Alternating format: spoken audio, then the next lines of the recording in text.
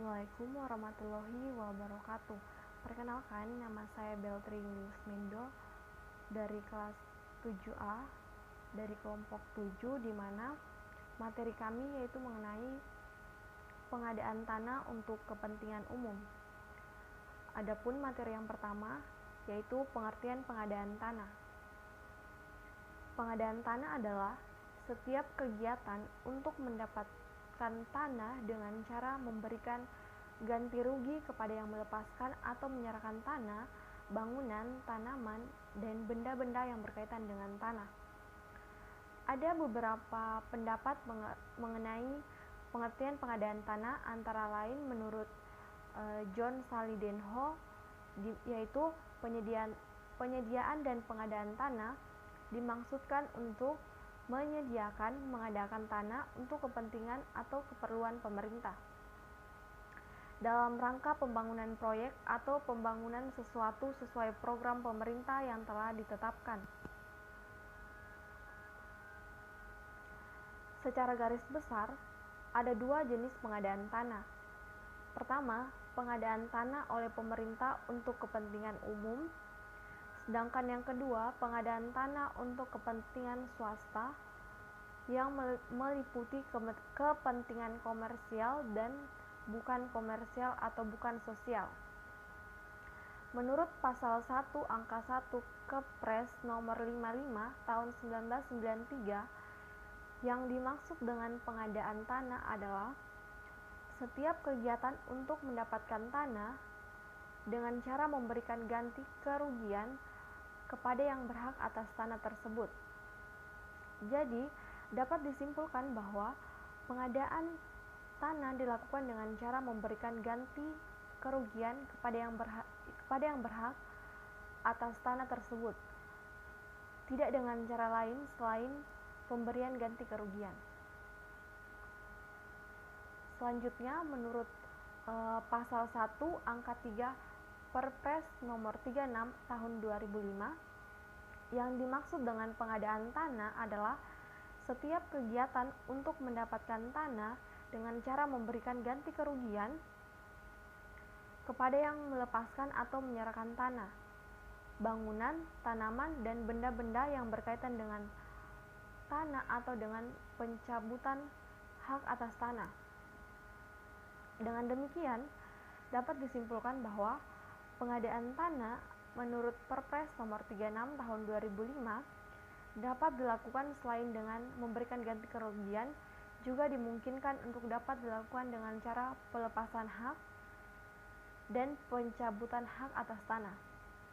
Sedangkan menurut pasal 1 ayat angka 3 Perpres nomor 65 tahun 2006, yang dimaksud dengan pengadaan tanah adalah setiap kegiatan untuk mendapatkan tanah dengan cara memberikan ganti kerugian kepada yang melepaskan atau menyerahkan tanah tersebut, maupun bangunan, tanaman, dan benda-benda yang berkaitan dengan tanah. Dengan demikian dapat disimpulkan bahwa pengadaan tanah menurut Perpres nomor 65 tahun 2006 selain dengan memberikan ganti kerugian, juga dimungkinkan untuk dapat dilakukan dengan cara pelepasan hak. Sebelumnya, di Indonesia, pengadaan tanah khususnya bagi pelaksanaan pembangunan untuk kepentingan umum yang dilakukan oleh pemerintah maupun pemerintah daerah dilaksanakan dengan cara pencabutan hak atas tanah. Hal tersebut diatur dalam Peraturan Presiden nomor 36 tahun 2005 tentang pengadaan tanah bagi pelaksanaan pembangunan untuk kepentingan umum dan pasal 1 angka 3. Namun, dengan dikeluarkannya Peraturan Presiden nomor 65 tahun 2006 yang merupakan perubahan dari Peraturan Presiden nomor 36 tahun 2005, maka pengadaan tanah bagi pelaksanaan pembangunan untuk kepentingan umum yang dilakukan oleh pemerintah maupun pemerintah daerah dilaksanakan dengan cara pelepasan atau penyerahan hak atas tanah. Nah, baik, itulah pemaparan materi dari saya. Materi selanjutnya akan dibawakan oleh Saudari Yitran. Kepada saudari saya persilakan. Ya, baik, terima kasih untuk kesempatannya. Di sini saya akan melanjutkan materi dari Saudari Beltri Julius Mendo. Adapun materi yang akan saya sampaikan pada saat ini yaitu tentang sejarah pengaturan pengadaan tanah. Prinsip dasar pengaturan pengadaan tanah yang diatur dalam Peraturan Presiden Nomor 36 Tahun 2005, Peraturan Presiden Nomor 65 Tahun 2006, dan Peraturan Kepala BPN Republik Indonesia Nomor 3 Tahun 2007, yaitu yang pertama, pengadaan tanah untuk kepentingan umum dipastikan tersedianya tanah, bahwa dalam rangka terpastikan untuk kepentingan umum tersedianya tanah, maka Peraturan Presiden Nomor 36 Tahun 2005, Peraturan Presiden Nomor 65 Tahun 2006, dan Peraturan Kepala BPN Republik Indonesia Nomor 3 Tahun 2007 mengatur yang pertama, kepastian lokasi, dan ini tercatat dalam pasal 39 Peraturan Kepala BPN Republik Indonesia Nomor 3 Tahun 2007. Yang kedua, adanya penitipan ganti rugi ke pengadilan, dan ini tercatat dalam Pasal 37 dan 48 Peraturan Kepala BPN Republik Indonesia nomor 3 tahun 2007. Dan yang ketiga, penerapan Undang-Undang Nomor 20 Tahun 1961 tentang pencabutan hak atas tanah dengan pemberian ganti rugi, dan ini tuh tercatat dalam Pasal 41 Peraturan Kepala BPN Republik Indonesia Nomor 3 Tahun 2007. Dan yang kedua, hak-hak dasar masyarakat atas tanah terlindungi. Dalam rangka memperhatikan hak-hak masyarakat terlindungi, Peraturan Presiden Nomor 36 Tahun 2005, Peraturan Presiden Nomor 65 Tahun 2006, dan Peraturan Kepala BPN Republik Indonesia Nomor 3 Tahun 2007 mengatur yang pertama yaitu sosialisasi lokasi, dan ini tuh tercantum dalam pasal 8 Peraturan Kepala BPN Republik Indonesia Nomor 3 Tahun 2007. Yang kedua, adanya penyuluhan tentang manfaat, maksud, dan tujuan pembangunan kepada masyarakat, dan ini juga tercantum dalam pasalnya yang ke-19 tentang Peraturan Kepala BPN Republik Indonesia Nomor 3 Tahun 2007. Pengumuman hasil inventarisasi tanah, bangunan, tanaman, dan benda lainnya yang berkaitan dengan tanah guna memberi kesempatan kepada pihak yang berkepentingan untuk mengajukan keberatan, dan ini juga tercantum dalam pasalnya yang ke-23 Peraturan Kepala BPN Republik Indonesia Nomor 3 Tahun 2007.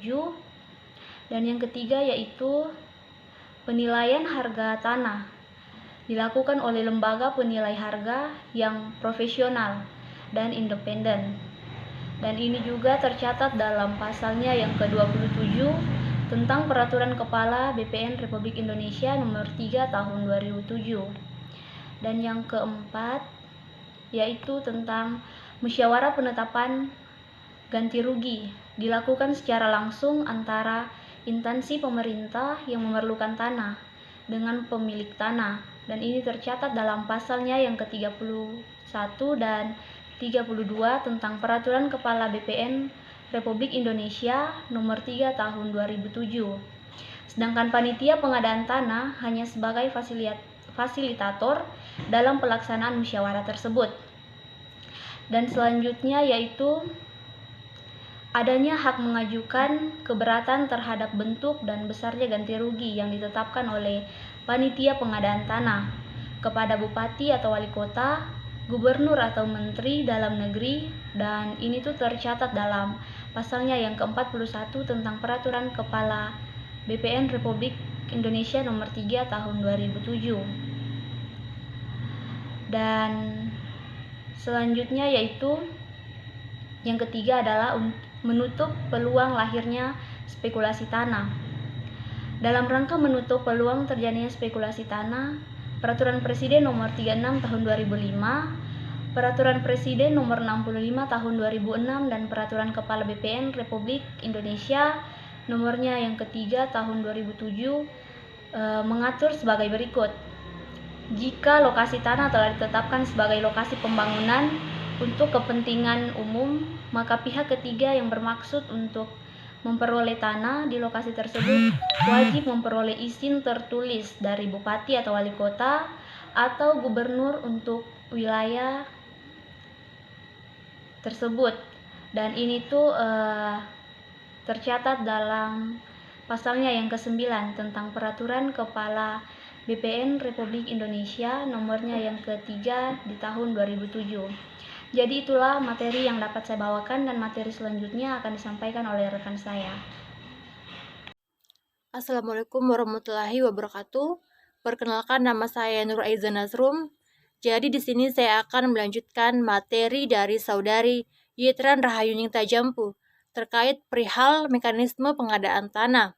Nah, dalam pasal 2 ayat 2 dan 3 Keputusan Presiden nomor 55 tahun 1993 menyatakan bahwa cara pengadaan tanah ada dua macam, di mana yang pertama, pelepasan atau penyerahan hak atas tanah. Adapun yang kedua, jual beli, tukar menukar, dan cara-cara lain yang telah disepakati oleh para pihak yang bersangkutan. Jadi, kedua cara tersebut termasuk pengadaan tanah secara sukarela. Adapun cara yang pertama dilakukan untuk pengadaan tanah bagi pelaksanaan pembangunan yang mana dilaksanakan untuk kepentingan umum.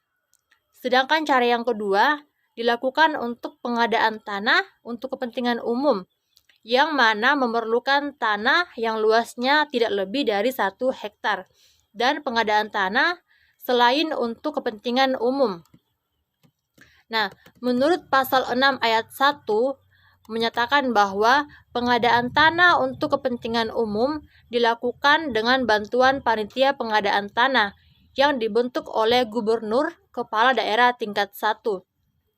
Adapun pada ayat kedua menyatakan bahwa panitia pengadaan tanah dibentuk di setiap kabupaten atau kota madya tingkat kedua. Nah, berdasarkan ketentuan pasal 9 Keputusan Presiden nomor 55 tahun 1993, pengadaan tanah bagi pelaksanaan pembangunan untuk kepentingan umum ini dilaksanakan dengan musyawarah, yang mana bertujuan untuk mencapai kesepakatan bersama mengenai penyerahan tanah dan bentuk serta besarnya imbalan yang akan diberikan. Nah, apabila dalam musyawarah tersebut telah tercapai kesepakatan antara para pihak, maka di sini pemilik tanah akan diberikan ganti rugi sesuai yang telah disepakati oleh para pihak. Selanjutnya, berdasarkan Peraturan Menteri Agraria atau Kepala BPN nomor 1 tahun 1994,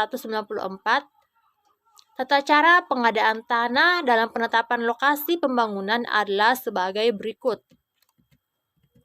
Jadi di sini instansi pemerintah yang memerlukan tanah mengajukan permohonan penetapan lokasi pembangunan untuk kepentingan umum kepada bupati ataupun kepada wali kota madya melalui kepala kantor pertahanan kabupaten atau kota madya setempat.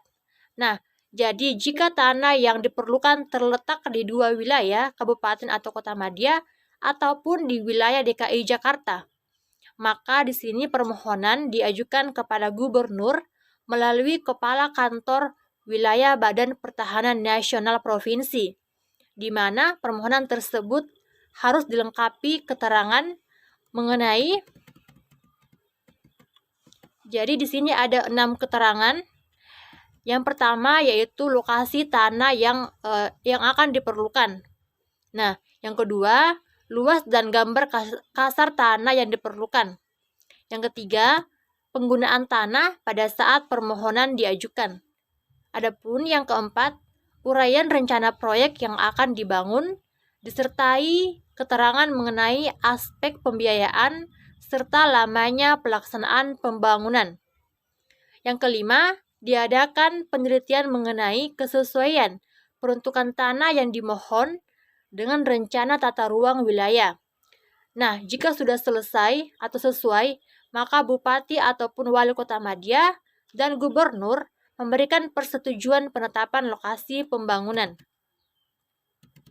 Yang keenam, untuk pengadaan tanah yang luasnya lebih dari 1 hektar, setelah diterimanya persetujuan penetapan lokasi pembangunan, maka instansi pemerintah tersebut mengajukan permohonan pengadaan tanah kepada panitia dengan melampirkan persetujuan penetapan tersebut. Selanjutnya dilakukan pelaksanaan pengadaan tanah, yaitu yang pertama, panitia bersama-sama dengan instansi pemerintah tersebut memberikan penyuluhan kepada masyarakat yang terkena lokasi pembangunan mengenai apa-apa saja maksud dan tujuan pembangunan agar masyarakat ini bisa memahami dan menerima pembangunan yang bersangkutan. Adapun yang kedua, panitia bersama-sama dengan instansi pemerintah tersebut menetapkan batas lokasi tanah yang terkena pembangunan. Selanjutnya, melakukan kegiatan inventarisasi mengenai bidang-bidang tanah, termasuk itu bangunan, tanaman, ataupun benda-benda lain yang terkait dengan tanah yang bersangkutan. Dan yang ketiga, panitia mengumumkan hasil inventarisasi. Ya, sekiranya cukup sekian yang bisa saya sampaikan. Adapun materi selanjutnya akan disampaikan oleh Saudari Hapsawati. Kepada saudari saya persilahkan. Perkenalkan, nama saya Hapsawati, NIM 18024051133. Ya baik, saya akan melanjutkan materi kami yaitu makna kepentingan umum. Secara sederhana dapat diartikan bahwa kepentingan umum dapat saja dikatakan untuk keperluan, kebutuhan atau kepentingan orang banyak atau tujuan yang luas.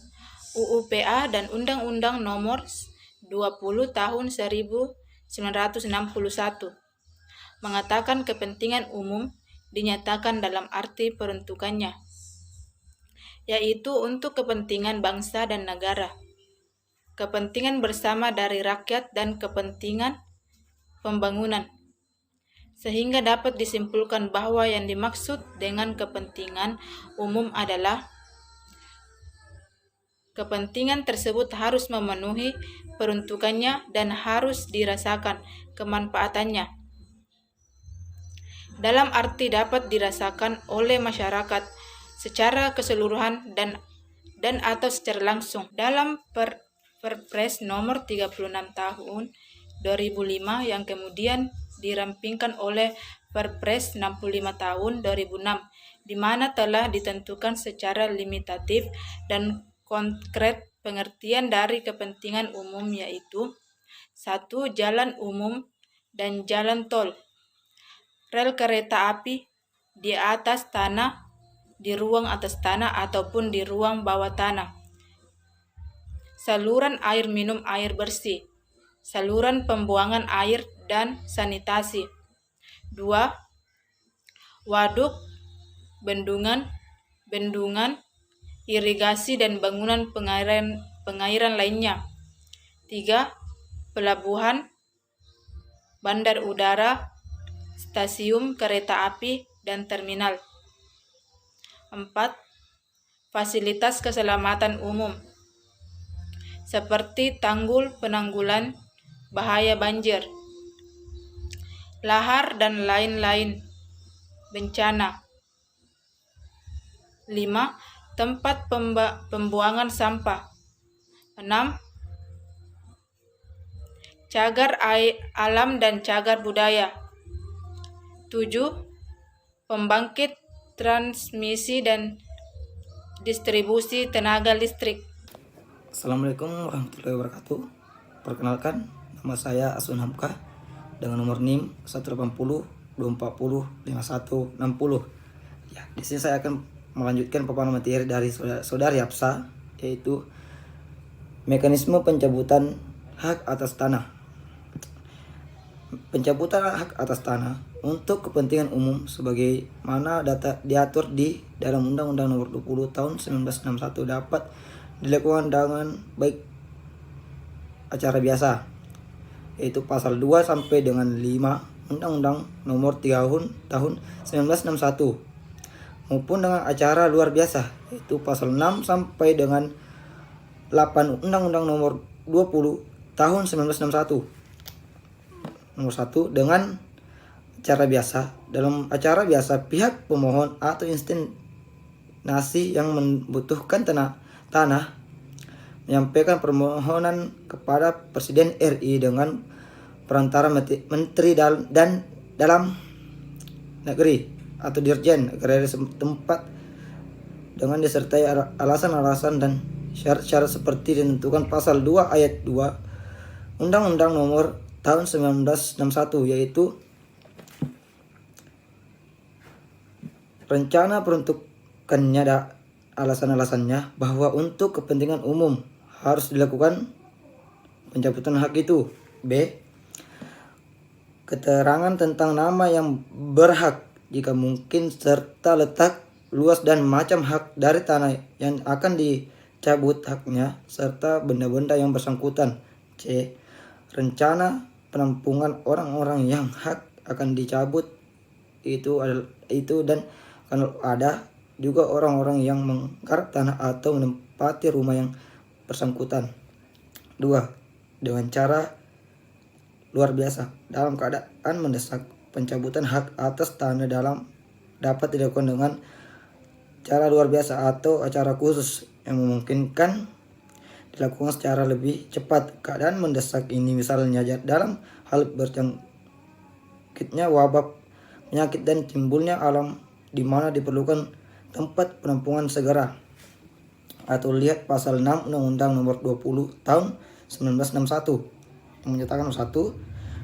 Menyimpang dari ketentuan pasal 3, maka dalam keadaan yang sangat mendesak yang memerlukan penguasaan tanah dan atau benda-benda yang bersangkutan dengan segera atas pimpinan yang berkepentingan kepala inspeksi agraria menyampaikan pemerintahan untuk melakukan pencabutan hak tersebut pada pasal 2 kepada Menteri Agraria tanpa disertai taksiran ganti kerugian panitia penaksir, dan kalau perlu juga tidak menunggu diterimanya pertimbangan kepala daerah. 2. Dalam hal tersebut pada ayat 1 pasal ini, maka Menteri Agraria dapat mengeluarkan surat keputusan yang memberi perkenan kepada yang berkepentingan untuk menguasai tanah dan benda-benda yang bersangkutan. Keputusan penguasaan tersebut akan segera diikuti dengan keputusan Presiden mengenai dikabulkan atau ditolaknya pemerintah untuk melakukan pencabutan hak itu. Yang nomor 3, jika telah dilakukan penguasaan atas dasar surat keputusan tersebut pada ayat 2 pasal ini, maka bagaimana kemudian pemerintahan pencabutan haknya tidak dikabulkan, yang berkepentingan harus mengembalikan tanah atau benda-benda yang bersangkutan dalam keadaan semula atau memberi ganti kerugian yang sepan kepada yang mempunyai hak. Menurut PMDN Nomor 15 Tahun 1975, pembahasan tanah yang hanya dapat dilakukan apabila telah diperoleh kata sepakat antara pemegang kesepakatan itu menyangkut baik teknis dan pelaksanaannya maupun mengenai besar dan bentuk ganti rugi. Kesepakatan itu dilakukan atas dasar sukarela dengan cara musyawarah. Jika upaya pembebasan tanah menurut prosedur tersebut tidak dicapai, maka dapat ditempuh prosedur pencabutan seperti diatur dalam Undang-Undang Nomor 20 Tahun 1961 dengan ketentuan prosedur bahwa atas penguasaan atas tanah itu sangat mendesak. Pembebasan tanah tidak saja dapat dilakukan untuk kepentingan instansi pemerintah saja, namun instansi swasta juga, yaitu dalam hal proyek-proyek yang bersifat menunjang kepentingan umum dan dalam bidang kepentingan pembangunan secara umum seperti diatur dalam PMDN Nomor 15 Tahun 1975 dan PMDN Nomor 2 Tahun 1976. Dan bila dalam musyawarah tidak ditemui kata sepakat, maka dan di belum UPDN Nomor 19 Tahun 1975 Juga tidak dijelaskan bagaimanakah jika tidak ditemui kata sepakat dalam musyawarah untuk pembebasan tanah. Maka untuk menguasai tanah tersebut dapat ditempuh prosedur atau pencabutan sesuai dengan Undang-Undang Nomor 20 Tahun 1961 dengan konsekuensi bahwa prosesnya akan berjalan lebih lama. Sekian dari saya, dan pemaparan materi yang selanjutnya akan dibawa dari Saudara Dery. Sekian dan terima kasih. Wassalamualaikum warahmatullahi wabarakatuh. Bismillahirrahmanirrahim. Assalamualaikum warahmatullahi wabarakatuh. Perkenalkan, nama saya Dery dari Universitas Cokro Aminoto Palopo, Fakultas Pertanian, Prodi Agribisnis, NIM 180240571 dari kelas 7A Agribisnis. Pertama-tama saya mengucapkan banyak terima kasih atas kesempatan yang diberikan kepada saya untuk melanjutkan pemaparan materi yang sempat dibawakan oleh Saudara Aswan. Langsung saja kita ke materi selanjutnya, yaitu upaya hukum dalam pencabutan hak atas tanah. Jadi, hukum yang dapat dilakukan oleh pemilik hak atas tanah tidak ada yang lain selain melakukan upaya hukum yang telah digariskan oleh peraturan undang-undang. Secara yuridis, menurut Undang-Undang Nomor 20 Tahun 1961 tentang pencabutan hak-hak atas tanah dan benda-benda yang ada di atasnya, sebagaimana yang tercantum dalam pasal 8. Selama Undang-Undang Nomor 20 Tahun 1961 dan Peraturan Pemerintah Nomor 39 Tahun 1973 belum dicabut, yang menyatakan bahwa apabila terdapat keberatan terhadap keputusan Presiden tentang penetapan ganti rugi dalam rangka pencabutan hak atas tanah dan benda yang ada di atasnya, berarti keberatan tersebut tetap dilanjutkan kepada pengadilan tinggi yang daerah hukumnya meliputi tempat letak tanah dan benda-benda yang ada di atasnya, dan bukan pada pengadilan tata usaha negara. Jadi pemaparan saya sudah jelas bahwasanya apabila ada seseorang yang keberatan terhadap isi keputusan mengenai penetapan ganti rugi dalam rangka pencabutan hak-hak atas tanah atau benda-benda yang ada di atasnya, berarti keberatan tersebut tetap kita ajukan kepada pengadilan tinggi daerah. Jadi mungkin itu saja pemaparan materi dari kami. Kurang lebihnya mohon dimaafkan karena kekurangan itu datangnya dari kami pribadi, kelebihan itu datangnya dari Yang Kuasa. Saya akhiri ucapan wabillahi wal taufiq wal hidayah. Wassalamualaikum warahmatullahi wabarakatuh.